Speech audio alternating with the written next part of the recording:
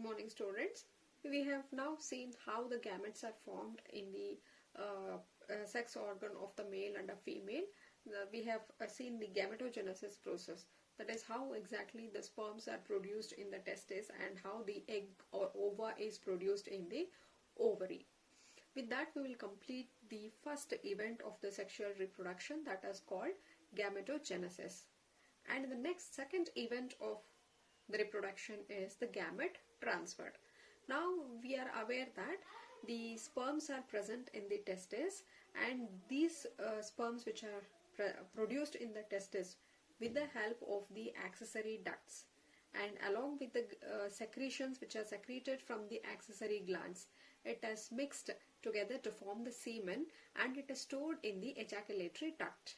On the other side, there is a ova which is released from the ovary due to a process called ovulation, and it has been collected by the fibrae, and it travels to the infundibulum and finally to the ampulla, where it will stay for 2 days and it is waiting for the sperm to get fertilized.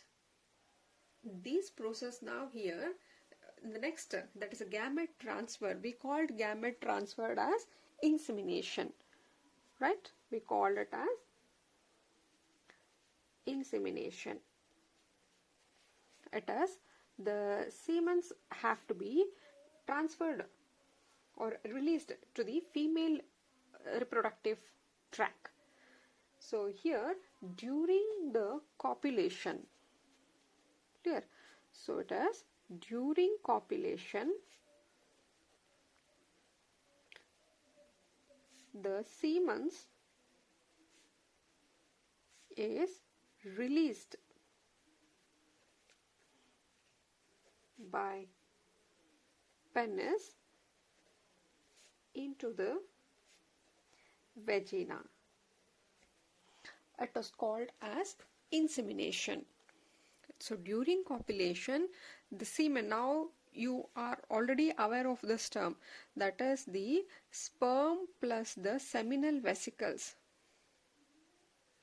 which are secreted from the glands together, we call it as a semen, is released by the penis into the vagina of the female reproductive tract. This is called as insemination.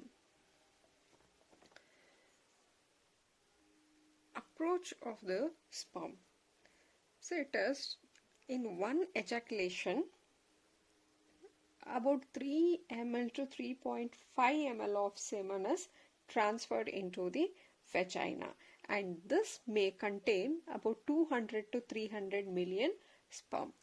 Now it is, see, if you look back to the diagram, just refer the diagram here. So this is our vagina, and here I told you about 3 to 3.5 ml of semen are deposited or transferred to the vagina during copulation, or you can call it as a coitus intercourse, whatever. Now it is, these sperm has to travel crossing this uterus because eggs are present here. The ova or the egg which are released from the ovary are collected by the fibrae, reach to the infundibulum, and it is now in the ampulla region where it will wait for the sperm, and it will stay about 2 days, maybe around 2 days it will stay here. Within that, if it gets the sperm, it will get fertilized, otherwise they will get degenerated. But the sperm here has to reach the egg present in the fallopian tube. The journey of the sperm from here to here is not so easy. Even though I told you around 200 to 300 million sperms are deposited, all the sperms cannot go and get fertilized. It is ultimately only one sperm which will get fertilized with the egg present here. So see, there is both the factors. There are factors which will help the sperm to move, whereas there are some other factors which will act as a barrier and it will not allow the sperm to travel easily. See, some factors which will help are, we know that there is a mitochondria which is present in the middle piece of the sperm, which will give the power or energy which is required for the motility. Using that mitochondrial power and also the tail, the lashing movement of the tail actually help the sperm to move. So this is one advantage. Apart from that, even we know that the uterus will have some sort of force. It exhibits a movement. It is called as aspiratory movement. So that aspiratory movement or a suction movement which is seen in the uterus, it will try to lift the sperm which are present here. So this might be one advantage or factors which will help the sperm to move. And also there are some chemicals which are secreted called prostaglandin. This helps in the peristatic movement from vagina to the uterus. So these movements are actually helping the sperm to move. On the other side, there are certain factors which will not allow or which it will act as a barrier for the movement of the sperm. See, some of them might be, you can see here the uterine wall, the endometrium wall which we are seeing here. Actually we have given a wider space here. It looks somewhat, it is not in real, it is the endometrium wall is here like this, and from the other side the endometrium wall is like this. It is very thick layer. So now the sperm has to cross this thick layer and move further. This is one difficulty for the sperm. And the second thing is the chemicals which are present in the tract here, in the female tract, make the acidic pH. We also know that the vagina or here, the pH here is acidic in nature. These acidic pH can kill the sperm. Therefore, this will be the second barrier. And also the third barrier is the sperms are identified as a foreign body. For these female body, the sperms which are coming from outside are foreign bodies. Therefore, the body of this individual will treat it as foreign and start to fight against it. The phagocytes which are present in the tract will recognize them as a foreign and they will kill the sperm. Therefore, it will not allow the sperm. So this is a reason why even though so many millions of sperms are released into the vagina, only few hundreds of them will be successful reaching the fallopian tube. Here, when it was in the vagina, there were million. By the time it reaches the fallopian tube, it is only few hundreds, because majority of them are destroyed here. I told you the reasons, maybe due to the thick endometrium wall or due to the chemicals which are there in the tract make the pH acidic and kill the sperm, and third one is due to the phagocytic activity in the tract. See, the sperm can move at the rate of 1 to 4 millimeter per minute. Clear?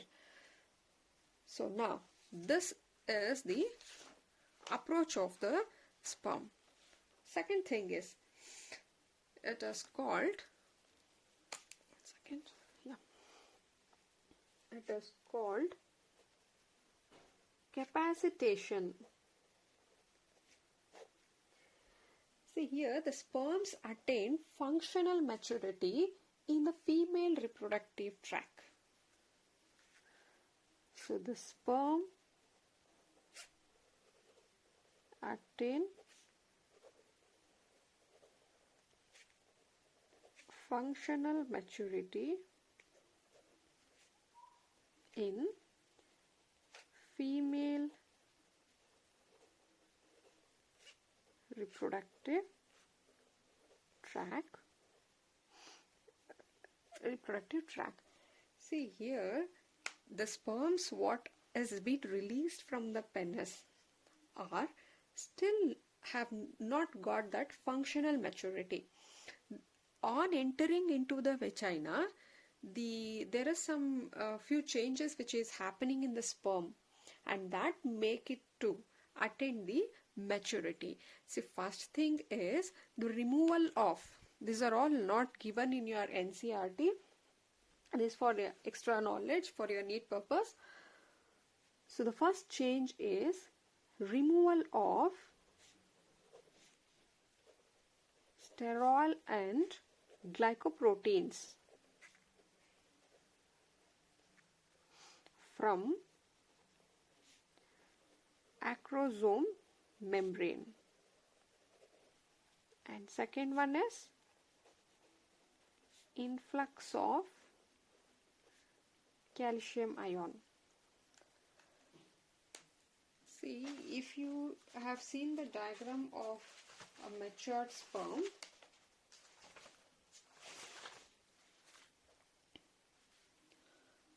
there are certain sterols and the glycoproteins which are present on the acrosomal membrane.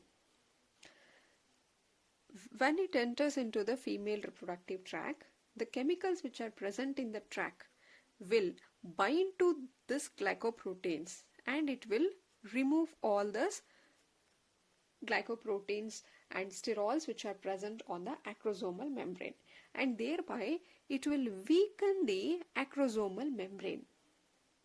I'll tell you why this weakening is necessary. Now the membrane has got weakened is one thing, and second thing is influx of calcium ion. So the calcium ions are intaken, which increases the activity of the sperm, and sperm will now start moving in a faster rate because it has taken the calcium ion. So this is the second thing. And finally, now after so much struggle, they have now reached to the egg. So after that, you can see there is a fertilization and anti-fertilization reaction.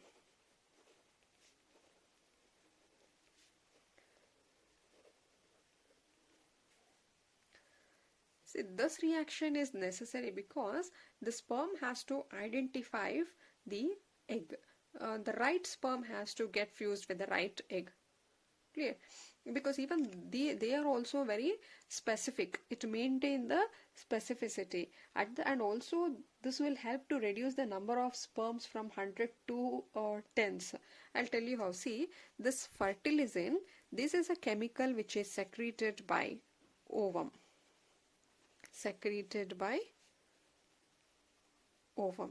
And this anti-fertilization is secreted by sperm. So let us imagine this is the ovum. This ovum secrete a chemical, this you call it as a fertilizants, and these has the fertilizants here has the spermophilic sites. This has spermophilic site. See, now that only the sperm can come and attach to this particular site which are present. If this is a 1, 2, 3 site, okay. Similarly, this fertilization will have 3 sites like this, or I'll use a different color.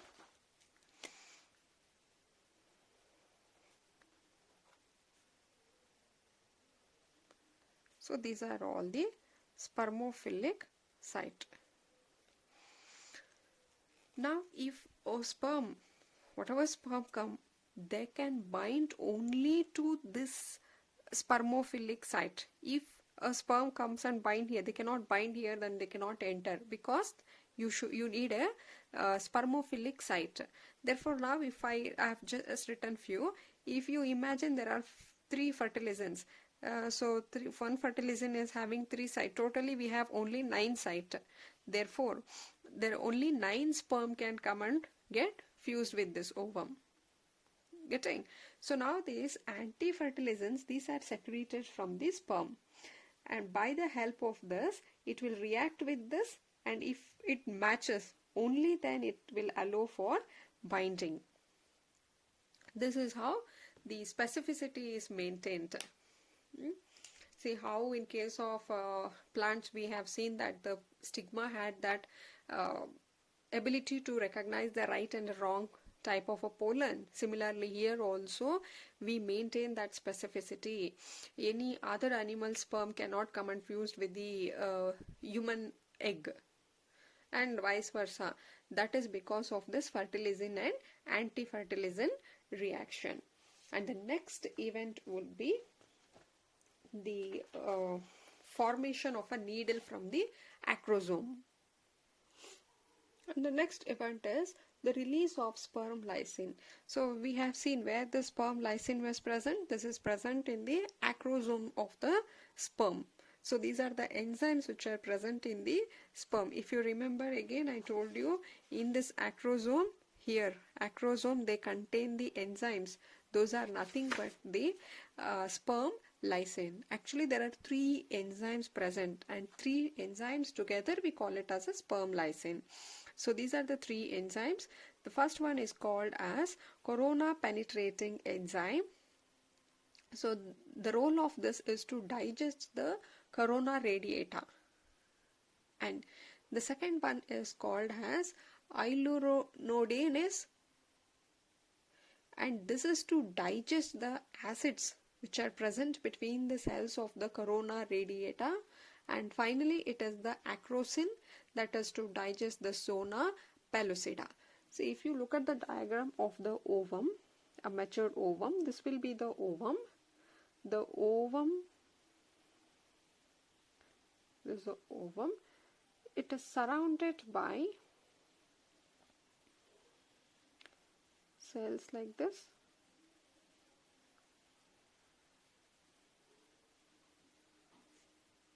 And this layer you call it as zona pellucida, and this one you call it as corona radiata. See here, these corona radiata cells are glued, meaning joined together. These are joined together. These are glued, meaning it is sticked, glued by, sorry, it is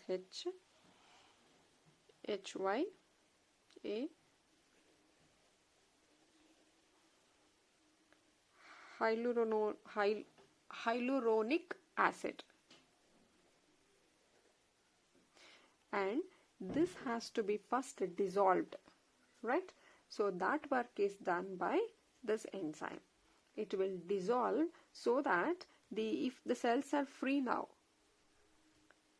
the sperm can easily penetrate. Got? If they are actually joined together by this acid, the enzyme, what it does is it will dissolve this acid and it will loosen up the cell, therefore the sperm can easily move. And then it is the corona penetrating enzyme. This actually will digest the corona radiata cell. These cells, they will digest. So it is also helping for the movement. And finally it is the acrosin. This will digest the zona pellucida, this membrane. So crossing this corona radiata, then the zona pellucida, only then the sperm can reach the ovum. Clear? Now what it happens is the formation of reception cone, or you can also call it as a fertilization cone. It is the formation of reception cone. You can also call it as fertilization cone. So as soon as the sperm touches the membrane of the egg, we know that initially it is still it is not matured. The secondary oocytes, what it is there inside here, they will complete the meiosis, and then they are converted into a ovum and a polar body. If you remember oogenesis, I told you there the secondary oocytes, here we actually written ovum, but it is not at ovum, it is only still secondary oocytes. Only when sperm will touch this one, Here the secondary oocytes which are present, the secondary oocytes which are present will complete the meiosis II to form a ovum and one more. This will be the second polar body. Clear? So now what it happens is, if this is the secondary oocytes, that's I'm talking of this sperm, the acrosome, whatever we can see here, this acrosome will form a needle like this. This you call it as a reception cone. They will prick this membrane, the needle will prick, and then they will enter into the ovum. And once one sperm is entered, it will create a hard membrane around the egg so that no more sperms can enter. So that will be our last called formation of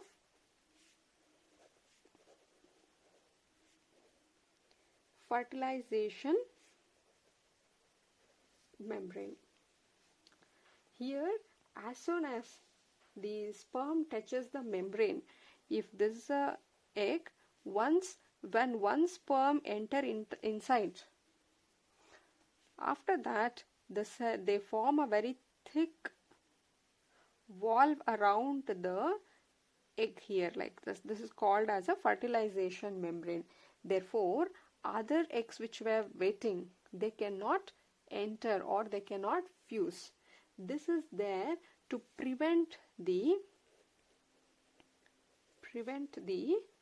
polyspermy. So this is a reason why only one egg can fuse with one single sperm.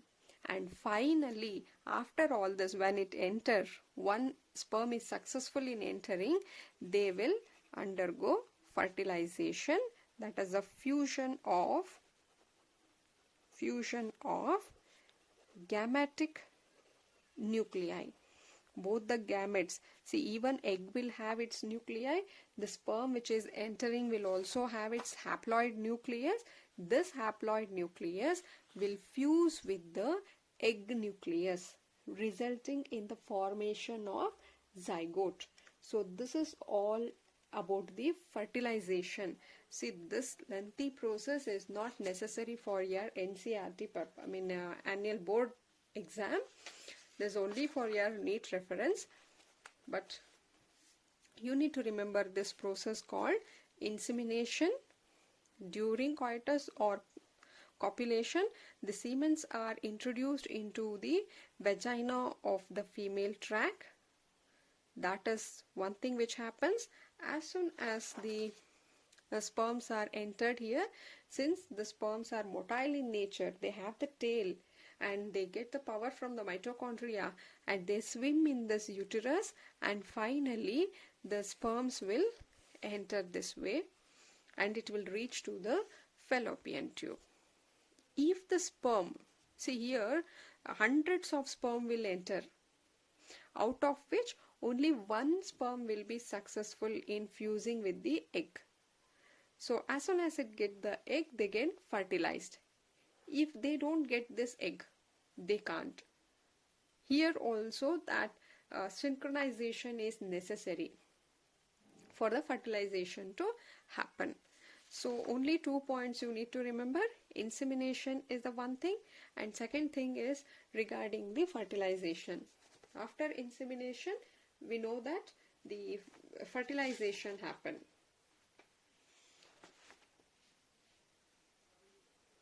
The motile sperms will swim rapidly past through the cervix, uterus, and finally it will go to this ampulla region.